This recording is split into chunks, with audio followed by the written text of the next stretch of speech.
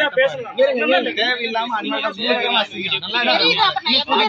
தெரியல, அசிங்கம் தெரியல. 4 பேர் வந்து கேக்குறீங்க, அது அசிங்கம் தானே. நீங்க யார்? உங்கள்ட்ட பேசுறதுக்கு எனக்கு என்ன ரூல்ஸ்? நீங்க யார்? நீங்க பேசாதீங்க. நீங்களும் பேசாதீங்க. சட்டப்படி போய் நடவடிக்கை எடுங்க. நீங்க விட்டுருங்க, கிளம்புங்க. நீங்க விட்டுருங்க. நானும் ரோட்ல தான் நிக்கிறேன். என்ன எது கிளம்புன்னு சொல்றீங்க? நானும் பேசவே இல்லையா? நீங்க தானே சொன்னீங்க சட்டப்படி பேசுங்க.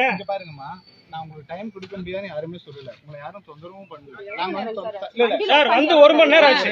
1 மணி நேரம் ஆச்சு. நாங்க வர வேண்டிய அவசியமே கிடையாது. மக்களோட பாதுகாப்புக்காக நாங்க வர்றோம். இப்ப எங்கனால முடியலன்னா நாங்க காவல்துறைக்கு கூப்பிடுவோம். இதுதான் பண்ண போறோம். இதுதான் பண்ணுவோம். சொல்லுங்க சொல்லுங்க சொல்லுங்க சொல்லுங்க. ஒருத்தங்க அனுமதி இல்லாம வீடியோ எடுக்கிறீங்க விளம்பரத்துக்காக. அசிங்கமா ஒருத்தரோட அனுமதி இல்லாம நீங்க வரலாமா வீட்டுக்கு? நீங்க வரலாம். இப்ப எங்க நிக்கிறீங்க? இப்ப எங்க நிக்கிறீங்க? இவர் வந்து என்ன பண்ணிருக்காருன்னு கேளுங்க. போட்டோ எடுத்துருக்காரு. போட்டோ எடுத்துருக்காரு. சார் கொடுத்தா பணம் கேட்கலாம். அதுக்குன்னு விதிமுறைகள் இருக்குது இல்லையா?